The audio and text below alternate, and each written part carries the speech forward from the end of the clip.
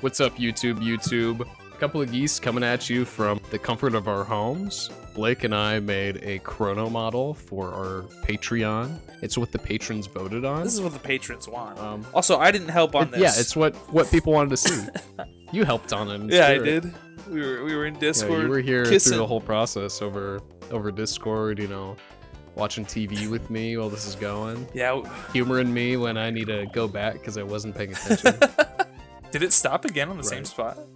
No, I think I literally just walked away from the computer for a long time. You went to go get tea. I forgot to take this out. Yeah, I probably did go to get tea, dude. I know you will, man. Tea's one of those things that I think just help me feel alive. Yeah. I like coffee a lot, but I'm finding that coffee it's not as a relaxing thing as tea. Yeah, no shit. Especially when you like get coffee at midnight. And you're like, why is my sleep so bad? You drink some tea and you're like, oh, why am I sleeping so good? Alright, we're making a shoe right now, making a boat. Yeah, I guess we should probably talk about the modeling or Chrono Trigger at all. What did you do with Chrono Trigger? Have you played Chrono Trigger? I've played Chrono Trigger embarrassingly only a little bit growing up. Like my siblings had Chrono Trigger, obviously, and you know when I tried to play it, I wasn't old enough to really understand what was going on anywhere. Yeah, that's fair. So a lot of Chrono Trigger is just kind of like the mystique of Akira Toriyama's designs, which I really like. But I've just never gotten around Toriyama designed this. Yeah. I know. you can know tell. Look at Trunks. You're talking for the viewers. I feel like that's like a well-known fun fact. Yeah. Wait, what's a well-known fun fact? That Akira Toriyama designed the characters for Chrono Trigger. I mean, they look like Dragon Ball characters. They do. And it was fun to make them. Like, I don't think I've ever worked on models like this. Like, I feel like I say that every episode that we record, but that's kind of the thing about making so many different characters is like they're all different. Yeah. And with this one, I really wanted the topology to support the specific folds and everything. Yeah. So I think that would serve Toriyama's style a little bit better. Yeah, I'm looking at that right now. It's a little bit different than like how I did it in the past, because other models I would kind of, you know, roughly make a shape and then sculpt in the details later with like a multi-resolution modifier, or you know, just a normal map or something. But it's really trying to see what I could actually do with the topology ahead of time. I feel like it's also been a while since I've seen you start from scratch rather than just taking Link and meshing him even more. Sure, yeah. Well, I mean, I do some of that, I think, in some of the other models. Yeah, this one is like so unlike a lot of the other stuff I did that there's not a lot that I could really reuse. Just gotta restart that shit. How long did this one take you, or do you think? Oh, I don't even remember. Probably like a similar amount of time that they usually take me, like 16 hours altogether. Oh my god. Yeah, I mean, like, it's an involved process, you know. You gotta make all the pieces, gotta make sure the topology is nice. Yeah. You know, you gotta texture, you gotta rig it up, you gotta make it so the rig doesn't suck. Was it harder this time to rig the clothing? I don't think so. Kind of the benefit of like having topology that supports all of the fabric decisions is that it's easier to kind of chunk out like which piece of it is being affected by which bone, versus the young Link model and the folds in his sleeve. Just kind of like arbitrary placement of where a lot of that is, just because it's pretty non-specific in the artwork. Okay. Whereas this one, Toriyama really likes this specific kind of fold layout. Yeah, especially for like the bottom of the pants. Yeah. Yeah, I've only seen. Isn't there a frogman in this as well? Yeah. So the next episode will be Frog. Shit. The model's already done. If you wanted to join the Patreon, we're like 6 models ahead of this recording right now. Yeah, we've been gone about 6 months ahead on the Patreon. Even if the recording's not on YouTube, they're done. If you, for whatever sadistic reason, don't want to watch a sped up version of the entire process, you can watch like all 16 hours. I feel like that's super helpful. I mean, I'm still thinking a little bit about trying some 3D modeling, but it's scary. Well, if you're on the Patreon, or I'm even talking to you at this point, Blake, well, you can download them. You're such a... Drop me a line. Drop me a line. I guess. All right, so what are you doing right now? You just freaking... So what I did is I duplicated kind of the underlying chest area, and then I made a pretty rough shape of where his like tunic is. Is that a tunic? I'd call it a tunic. And now what I'm doing is I'm just going over it with, I'm basically making new topology on top. We've probably talked about this in previous episodes. It's a process called retopology. Explain for the kids at home. It's basically like if you want the motion to support specific folds or, you know, any specific actions, you got to kind of account for that in the topology. And what I'm doing now is I'm just making sure that everything is shaped well and flows together in a way that makes that a little bit of a simpler process. Yeah, just duplicate the half that you did, stitch it back on. Yeah, I mean, there's a mirror modifier I use like almost all the time. It's just not something I can use for this specific part because it's so asymmetric in like one fold the comes entire over. Lower half. But like the back, for example, is the same. Yeah. So that's why I'm like copying it over. I assume there's also a lot of like good references for Chrono Trigger like models and stuff like that. Oh yeah. I think probably earlier on you probably saw the turnaround. Yeah. And that's from I think like a Japanese magazine or like some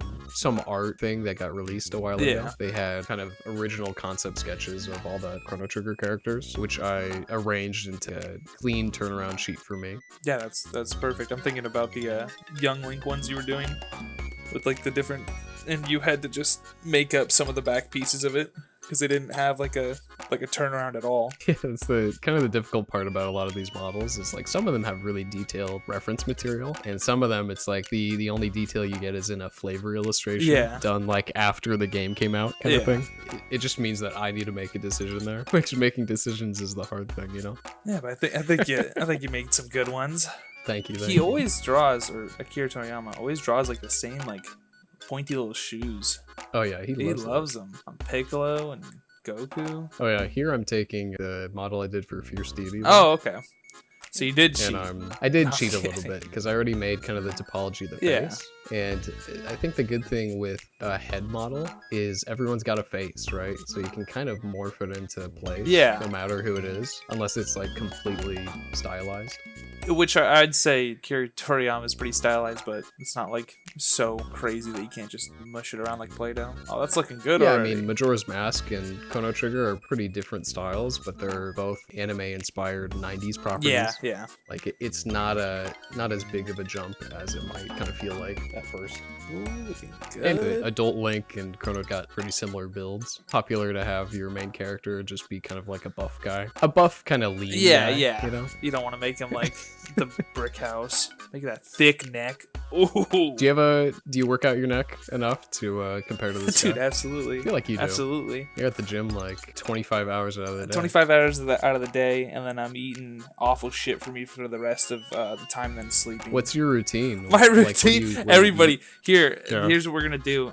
What's your secret? Monday, you hit chest and triceps. You do a push day, everybody. You do 8 workouts, 4x10s. Do whatever workouts you want. Switch them up. 4x10? Yeah, that's what we do. Don't you mean 3x10? We do 4x10. 4x10 seems like a lot. I'm speaking for the audience. No, I mean, I was like, you do 4x10. I don't know. I always feel like I feel better doing 4x10. It also helps you get stronger faster. At least I feel that way. Just make sure you're eating a lot of fucking shit after you're done so you get fat. And then you can lift even more. Because that's what I do. You do the next day. You do back bicep. And then if you're crazy, on the third day, on a Wednesday, you do legs. Give yourself a break. Maybe even... On a Wednesday? Yeah. Legs on a... What if I do them all 3 in a row. What if the viewers are just like running all the time? Running? Do you think that's enough of a leg workout? Yeah, no, it is, but it's just gonna look leaner, especially if you start working out your top body. I mean, I'm falling into this because I haven't been working out my legs a lot because I've been snowboarding, guys. Snowboarding's cool. Yeah. It works out your legs a lot, but it kind of makes them more lean rather than bulky, and it looks awkward when you got like a top-heavy fucking shoulder and fucking upper body, and then your little legs are... They're good at running and stuff like that, but they're not wide, so you look a little silly. But that's okay. Not everyone's trying to look like a brick shit house. Some people are just trying to be healthy, and that's great. Some people want to look like Chrono, though. Yeah, I mean, to have like that Akira Toriyama disgusting forearms and biceps, you're gonna have to be working out like 7 times a week. I mean, it's kind of fun seeing his approach to Chrono Trigger characters, because I don't think any of them, or most of them, aren't like extremely buff. Yeah. And Chrono's definitely strong looking, but he's Toriyama's attempt at making kind of a strong femboy in the 90s. That kind of reminds me of the JoJo author, mangaka, because he kind of did the same thing. Like after making super buff boys for like the first 3 parts, they start getting a little leaner, but still like kind of buff, and then they get like full femboy. Still pretty defined. Yeah, I think it's just like the model look, because Right. they like anatomy so much, so you got to show all them little muscles. I think you should just kept him bald. He kind of looks fucking sick. Oh, dude, I don't remember if I recorded the hair process or not, but I hope I did. Was it From the reference, if I made the hair as big as the reference, it would look fucking crazy in 3D. I had to make it smaller by about half to like even look like it belonged there. Yeah, I feel like that's the way he does hair is very fun. Especially in 2D, it works pretty well, but once you're seeing that from all angles, you're like, how does this even stay on his head? You know what I mean? Yeah. It's like an entire bush. That is huge. It's kind of like your hair. My hair? Yeah, you kind of got that big fucking bushel on your head. I do You not. got that big orange I do not have the bushel. broccoli hair. It's all good. You don't have to lie to me. My hair is limp and straight. Limp is such a gross way to explain that. Limp, straight, and thin, dude. Oh my god. That's awesome, man.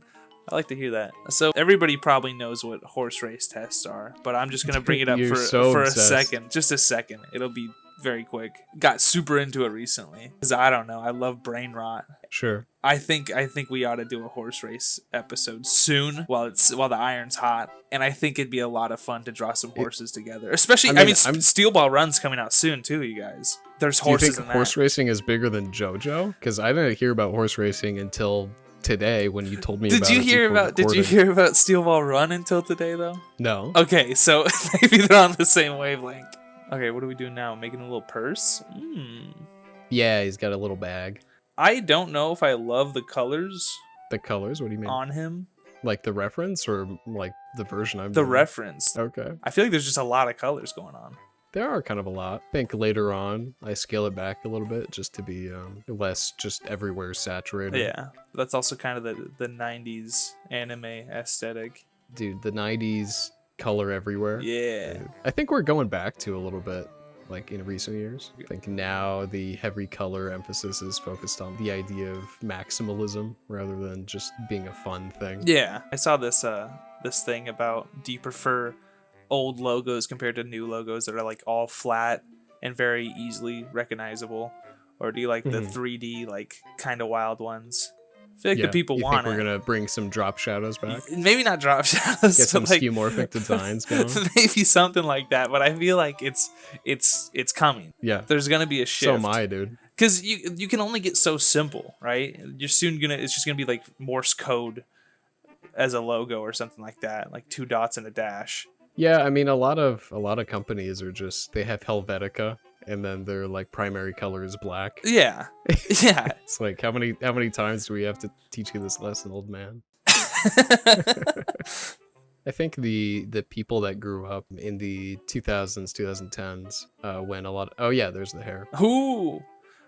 Oh, you did make it a lot smaller. I was saying the people that grew up in like the 2000s and 2010s, you know, when all this was happening, like brands moving to having a lot of personality to being like very minimalist. Yeah. They're starting to be in the workforce and be more important creatives, Yeah. making creative decisions. So I feel like definitely in the near future, a lot of these brands are going to reach out to less minimalist brand imaging. Yeah. Almost bring back their nostalgia for what they liked as a kid. Also, so his hair is already smaller than the reference now, right? Right. So I guess I didn't record the process of actually making the hair, Yeah. which I apologize for. It was kind of a nightmare to do. Maybe that's why. But yeah, I made it smaller by about half, and I feel like it fits his head like this. No, it looks good. But imagine it like twice as big. No, I don't think it looked good.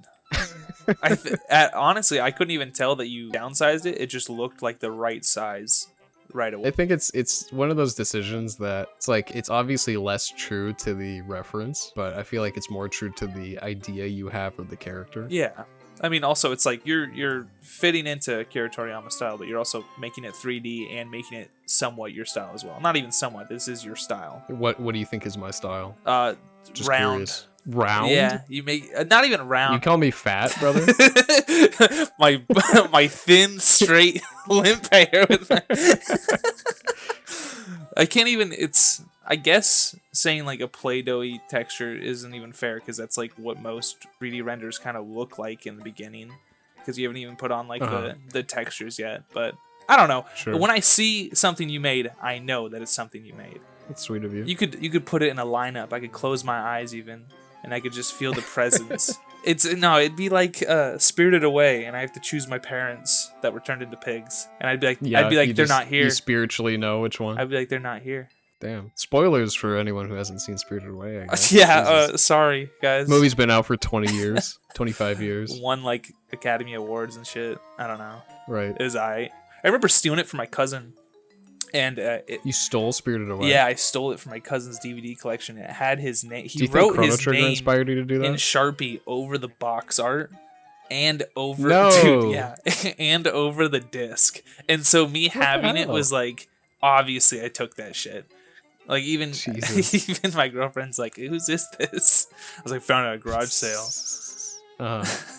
Yeah, it's pretty cool. That's fucked up, dude. I feel like we should make an episode just about that.